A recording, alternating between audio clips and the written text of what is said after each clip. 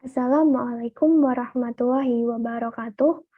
Saya Arin Holisna dengan NIM 14014211167 akan mempresentasikan mengenai sistem pencernaan dan gizi. Untuk memenuhi tugas mata kuliah konsep dasar IPA dengan dosen pengampu, Dr. Sri Sulistiorini, MPD. Sistem pencernaan merupakan suatu sistem pengolahan di dalam tubuh yang berperan dalam menerima makanan dari luar. Kemudian diproses di dalam organ-organ pencernaan sehingga makanan tersebut diserap dan hasilnya adalah sisa-sisa pencernaan.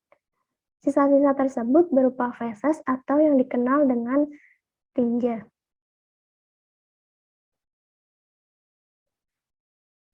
Pencernaan dibedakan menjadi dua, yaitu pencernaan secara mekanisme dan pencernaan secara kimiawi. Pencernaan mekanisme merupakan proses pencernaan yang melibatkan partikel makanan yang semula besar diubah menjadi lebih kecil. Proses tersebut melalui proses fisik atau mekanis, seperti halnya mengunyah makanan di dalam mulut, atau gerakan meremas-remas yang disebut juga dengan gerakan peristaltik yang ada di dalam lambung dan tenggorokan. Sedangkan pencernaan kimiawi merupakan jenis proses pencernaan yang menggunakan bahan kimia berupa enzim yang ada di dalam tubuh. Fungsinya adalah merubah atau melakukan transformasi bentuk makanan yang awalnya besar menjadi bentuk partikel yang lebih kecil. Sistem pencernaan pada manusia terdiri dari saluran pencernaan dan kelenjar pencernaan. Organ pencernaannya sendiri berupa mulut, kerongkongan, lambung, usus halus, usus besar, dan anus. Di dalam rongga mulut terdapat proses pencernaan secara mekanik, yaitu proses pengunyahan makanan dengan gigi, pergerakan oleh lidah, dan pencampuran dengan air ludah. Sedangkan pencernaan kimiawinya sendiri yaitu dengan bantuan enzim petialin yang mengubah amilum menjadi maltosa. Di dalam rongga mulut terdapat beberapa organ, yaitu lidah, yang fungsinya memindahkan makanan, mendorong makanan ke kerongkongan, membantu mengunyah makanan, berbicara, mengenal bentuk makanan, dan mengecap makanan. Kemudian ada gigi. Gigi fungsinya untuk mencerna makanan secara mekanis. Makanan dihancurkan menjadi partikel yang lebih kecil agar mudah dicerna dengan pencernaan kimiawi dan mudah ditelan. Kemudian ada air ludah. Air ludah fungsinya untuk membasahi rongga mulut dan membasahi makanan. Di dalam kerongkongan atau esofagus, fungsinya yaitu saluran untuk memindahkan makanan dari mulut ke lambung. Di dalam kerongkongan terdapat gerak peristaltik, yaitu gerakan melebar dan menyempit, bergelombang dan meremas-remas untuk mendorong makanan sedikit ke dalam lambung. Dinding tersebut menghasilkan lendir sehingga makanan mudah melaluinya. Kemudian pada lambung terdapat beberapa fungsinya, yaitu menghasilkan pepsinogen. Pepsinogen sendiri merupakan bentuk yang belum aktif atau prekursor dari pepsin, yaitu enzim yang mencerna protein. Kemudian ada dinding lambung, fungsinya untuk menghasilkan asam klorida atau HCl. Fungsi dari HCl ini adalah untuk membunuh mikroorganisme dalam makanan, menciptakan suasana asam lambung, dan mengaktifkan pepsinogen menjadi peptin. Yang selanjutnya yaitu permukaan lambung mengeluarkan lendir untuk melindungi dinding lambung dari HCl. Pada usus halus sendiri, panjangnya pada orang dewasa yaitu sekitar 6,3 meter dengan diameter 2,5 cm. Usus halus terbagi menjadi 3 bagian, yaitu usus 12 jari, usus kosong atau jejunum, dan usus penyerapan atau ileum. Di dalam usus 12 jari terdapat saluran empedu dan pankreas. Pankreas inilah yang akan menghasilkan enzim-enzim dalam membantu pencernaan kimiawi. Misalnya ada enzim amilase yang menguraikan zat tepung atau amilo menjadi gula, kemudian ada enzim tripsin yang menguraikan protein menjadi asam amino, dan ada enzim lipase yang mengubah lemak menjadi asam lemak dan gliserol. Pada usus besar sendiri terletak di antara ileum dan anus. Fungsinya yaitu mengabsorpsi air dan mineral, tempat pembentukan vitamin K. Yang terakhir, organ pencernaannya yaitu anus. Anus yaitu merupakan tempat atau lubang di ujung saluran pencernaan di mana bahan limbah atau sisa-sisa makanan yang telah dicerna tersebut keluar dari tubuh.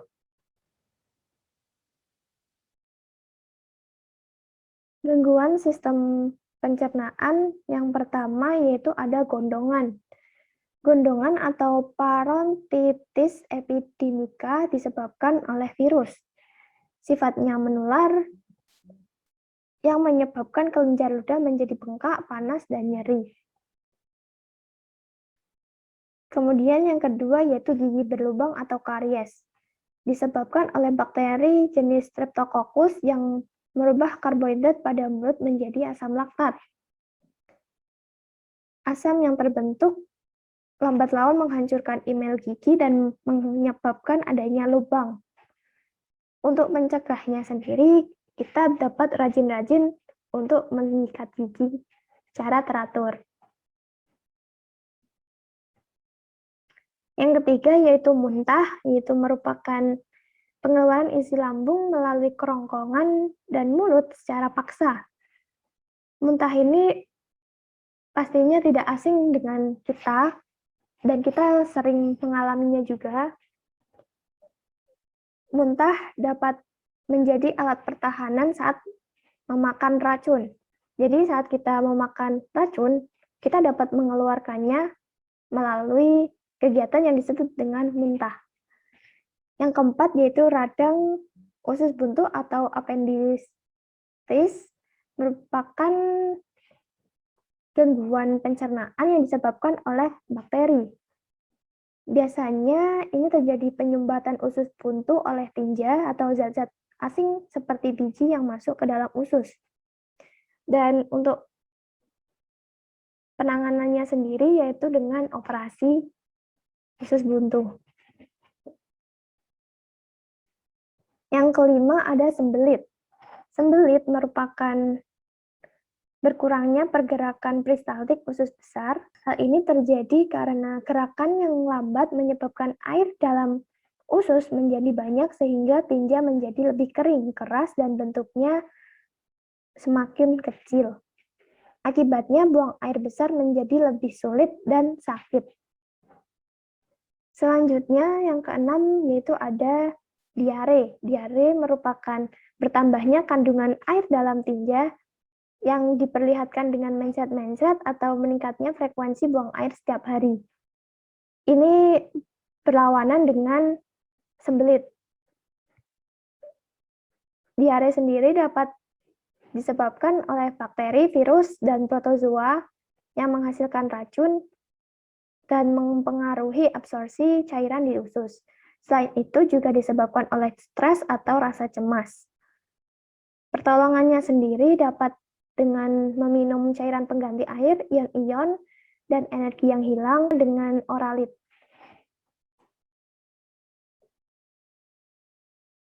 Sistem pencernaan hewan merupakan serangkaian proses yang terjadi di dalam alat pencernaan ternak sampai memungkinkan terjadinya penyerapan atau absorpsi. Yang pertama yaitu herbivora.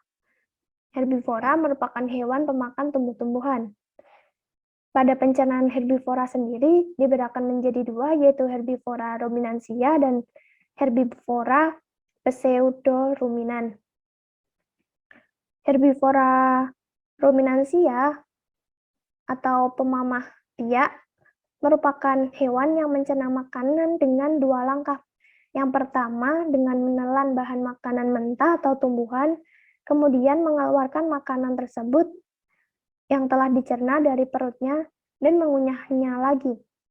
Contoh dari hewan ruminansia yaitu sapi, kerbau, kambing, domba, rusa, jerapah, bison, kancil, antelop, dan koala.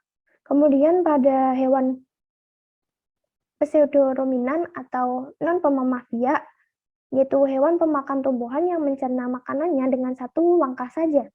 Makanan yang telah ditelan masuk ke dalam lambung tidak dikeluarkan kembali untuk dikunyah, tetapi langsung masuk ke dalam usus dan berakhir dan dikeluarkan ampas dalam bentuk feses. Misalnya pada kuda, kelinci, unta, dan ilama. Pada karnivora sendiri, terjadi digesti dan absorpsi makanan yang hampir selesai ketika ingesta mencapai katup sel-sel terutama air dan hasil ekskresi. Di dalam kolon sendiri, terdapat absorpsi air dan elektrolit yang intensif, dan terdapat proliferasi bakteri yang nyata, sehingga bakteri dan bagian-bagiannya membentuk sebuah feses.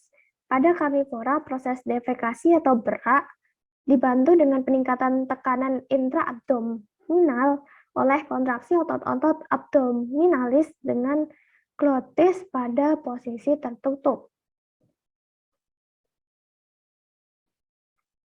Hewan pemakan biji atau unggas, ini secara umum terjadi 3 pencernaan, yaitu yang pertama digesti yang terjadi pada paruh, tembolok atau crop, proventriculus, ventriculus atau gizzard atau empedal, rempela atau empela, usus halus, usus besar, dan saisea.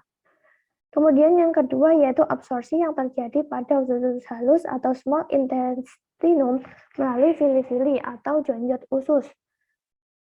Air sebagai makanan yang berada di dalam bahan makanan tersisa diserap kembali oleh dinding usus besar dan dimanfaatkan kembali oleh tubuh unggas. Yang ketiga yaitu aksesoris pencernaan pada ayam terdiri dari 2 bagian, yakni hati yang menghasilkan getah empedu, pankreas, dan limpa. Gizi. Gizi berasal dari bahasa Arab yaitu gizzah yang artinya makanan. Ilmu gizi sendiri berkaitan dengan makanan dan tubuh manusia.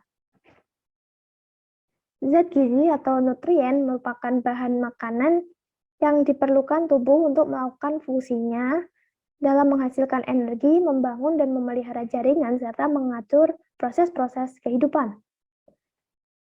Jenis zat gizi dibedakan menjadi 5, yaitu yang pertama ada karbohidrat. Karbohidrat merupakan zat gizi yang disusun oleh atom karbon, hidrogen, dan oksigen. Karbohidrat berperan sebagai penghasil utama energi yang dibutuhkan tubuh untuk bekerja atau melakukan aktivitas. Sumber utama dari karbohidrat yaitu dari tumbuh-tumbuhan nabati, misalnya beras, jagung, sagu, gandum, kacang-kacangan, dan buah-buahan. Sedangkan dari hewani hampir tidak ada karena karbohidrat dari hewani terbentuk dalam bentuk glikogen. Yang kedua yaitu protein. Protein merupakan zat yang susunan kimiawinya terdiri dari unsur oksigen, karbon, hidrogen, nitrogen, serta mengandung sulfur yang membentuk unit-unit asam amino. Fungsi dari protein sendiri yaitu sebagai zat pembangun, pengatur kelangsungan proses dalam tubuh, dan pemberi tenaga dalam keadaan energi yang kurang. Protein berasal dari bahan makanan hewan dan nabati, yang dari hewani berupa daging sapi, ayam, ikan, udang, hati, dan telur. Sedangkan pada nabati yaitu berupa kacang tanah, kacang hijau, kacang kedelai, dan juga pada bahan makanan yang beragam. Kemudian yang ketiga yaitu lemak.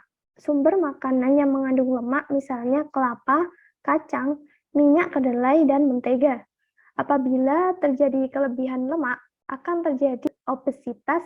Lemak sendiri fungsinya sebagai pelarut vitamin A, D, E, dan K. Kemudian ada sumber energi, melindungi tubuh dari gesekan atau benturan yang suhu ekstrim, kemudian sebagai cadangan makanan. Yang keempat ada vitamin. Vitamin merupakan sebuah bahan yang dibutuhkan dalam proses metabolisme tubuh. Vitamin sendiri dibedakan menjadi beberapa kelompok. Yang pertama yaitu vitamin yang larut dalam air, misalnya vitamin B1, B2, B6, B12, dan C. Kemudian vitamin yang tidak larut dalam air, contohnya vitamin A, D, E, dan K. Kemudian yang kelima ada mineral. Mineral sendiri tidak termasuk dalam gizi, melainkan merupakan suatu bahan yang sangat penting karena mampu digunakan dalam melarutkan bahan organik dan anorganik dalam tubuh.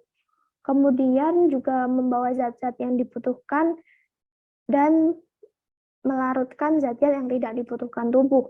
Kemudian juga mendukung terjadinya reaksi kimia dalam tubuh, mempertahankan keseimbangan suhu tubuh, serta membentuk cairan tubuh. Apabila kita kekurangan mineral atau air, akan terjadi dehidrasi, yaitu kekurangan air.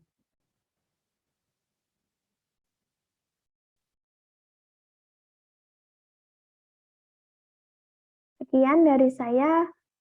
Wassalamualaikum warahmatullahi wabarakatuh.